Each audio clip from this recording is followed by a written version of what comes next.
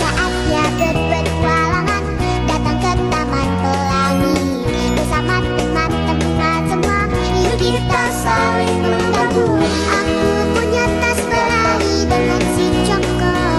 Bergegaslah ayo segera berpetualang. Saatnya rainbow.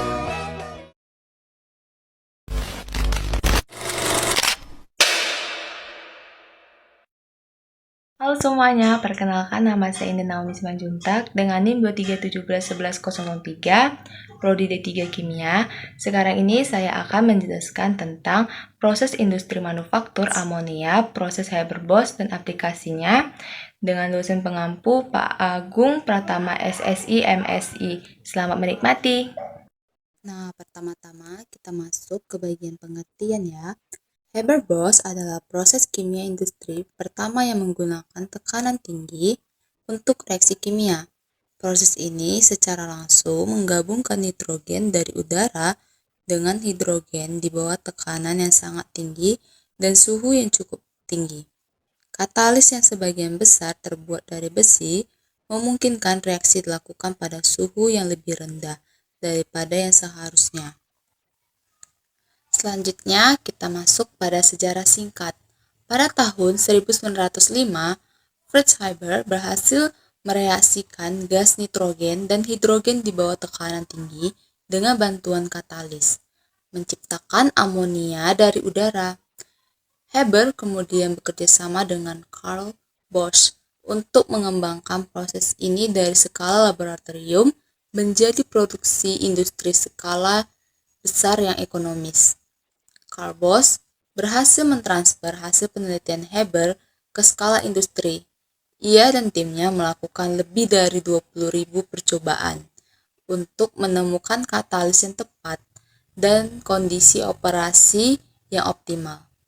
Dengan tekanan 200-400 atmosfer dan suhu 400-650 derajat Celcius. Adapun tujuan dari proses Haber-Bosch adalah untuk memproduksi amonia dalam skala besar melalui reaksi antara nitrogen dan hidrogen. Proses ini sangat penting karena amonia yang dihasilkan digunakan dalam produksi pupuk yang esensial untuk meningkatkan hasil panen dan mendukung pertumbuhan populasi global.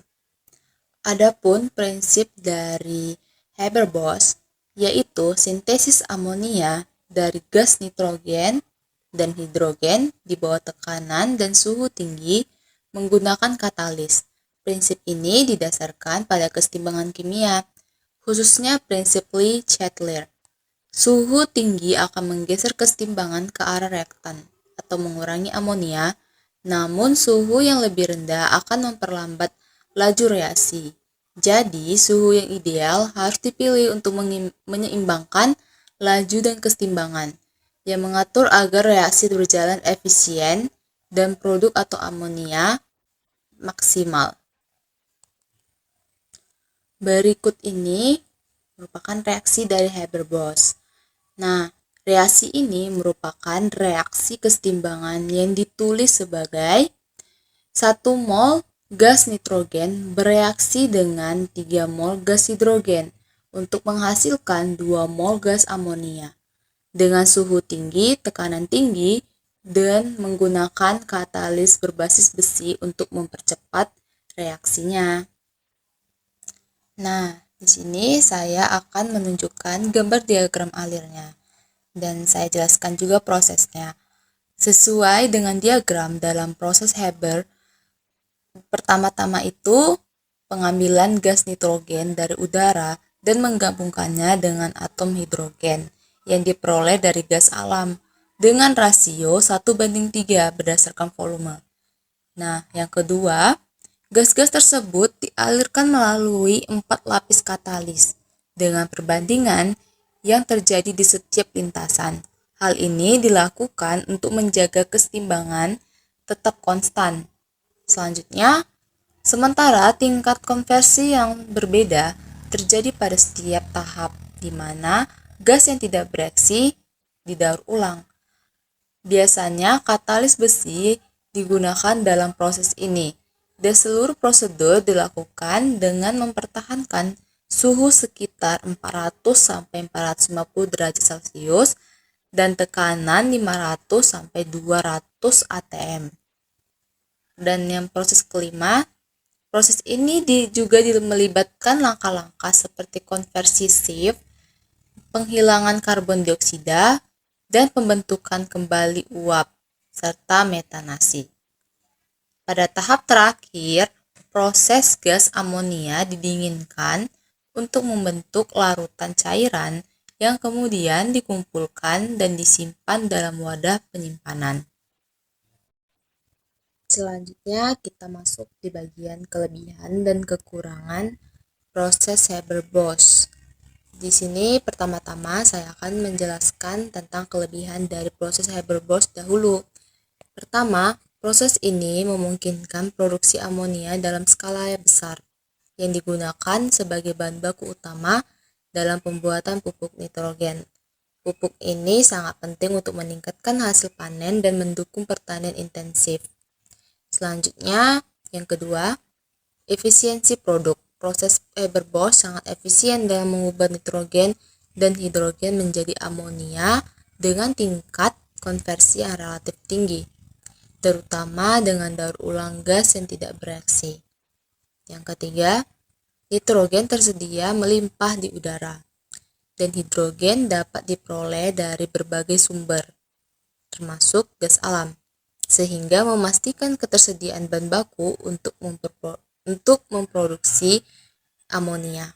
Yang keempat, proses ini telah menciptakan industri pupuk yang besar, memberikan kontribusi signifikan terhadap perekonomian global, dan menciptakan lapangan kerja di berbagai sektor, termasuk seperti pertanian, manufaktur, dan transportasi.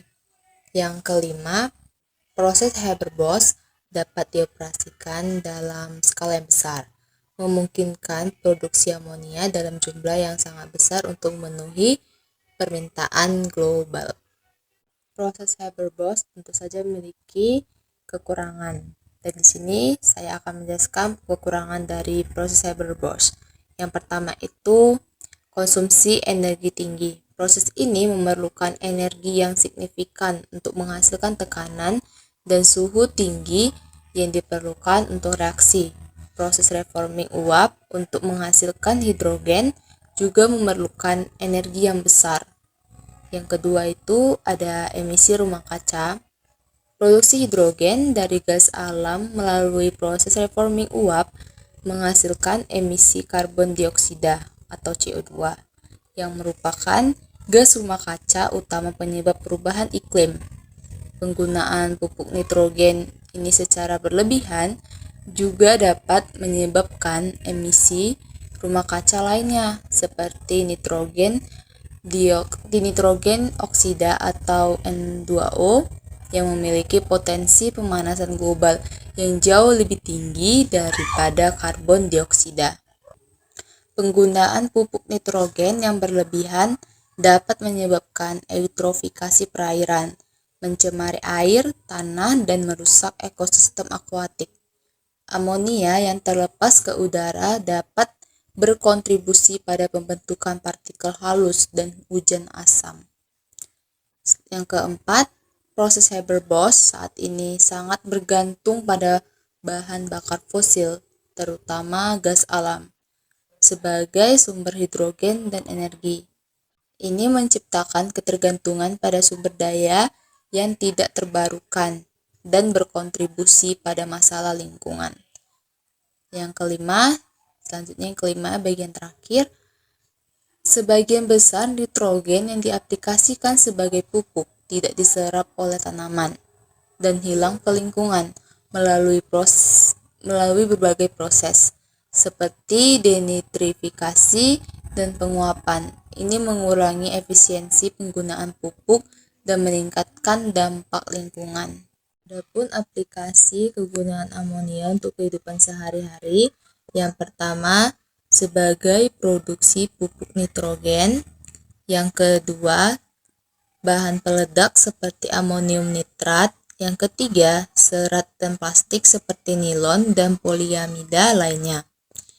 Yang keempat, refrigerator untuk membuat es dan pendingin di pabrik.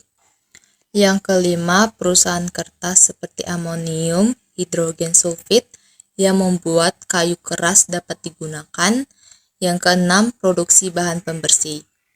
Pada bidang farmasi, seperti sulfonamide menekan pertumbuhan bakteri yang memerlukan p-aminobenzoic acid untuk biosintesis asam folat, anti malaria, vitamin seperti vitamin B, dan thiamide. Yang terakhir, kita masuk di bagian kesimpulan. Proses Haber adalah proses paling efisien dalam produksi amonia. Ada beberapa faktor yang mempengaruhi proses ini. Yang pertama, tekanan tinggi menggeser kesetimbangan ke arah produk atau amonia karena jumlah mol gas produk lebih sedikit daripada reaktan. Tekanannya antara 150 sampai 300 atm. Biasanya digunakan untuk mendapatkan hasil yang optimal. Yang kedua, suhu tinggi mempercepat laju reaksi, tetapi karena reaksi ini bersifat eksotermik, suhu yang terlalu tinggi akan menggeser kesetimbangan ke arah reaktan, sehingga mengurangi hasil. Kesetimbangan dicapai dengan suhu sekitar 400 sampai 500 derajat Celcius agar laju reaksi cepat dan hasil tetap signifikan. Selanjutnya ada katalis seperti besi digunakan untuk mempercepat laju reaksi tanpa ikut bereaksi. Katalis memungkinkan reaksi berlangsung pada suhu dan tekanan yang lebih rendah, sehingga lebih efisien secara ekonomi dan energi. Yang keempat, konsentrasi dan pemisahan produk. Meningkatkan konsentrasi reaktan dan segera memisahkan produk amonia dari campuran reaksi akan menggeser kesetimbangan ke kanan dan memaksimalkan produksi amonia. Amonia dapat dipisahkan dengan cara menggembungkan menjadi cairan karena memiliki titik didih yang lebih tinggi daripada nitrogen dan hidrogen. Hasil dari produk amonia memiliki banyak sekali manfaat, di antaranya seperti bahan peledak, pupuk, dan agen pembersih. Hey, hey, hey,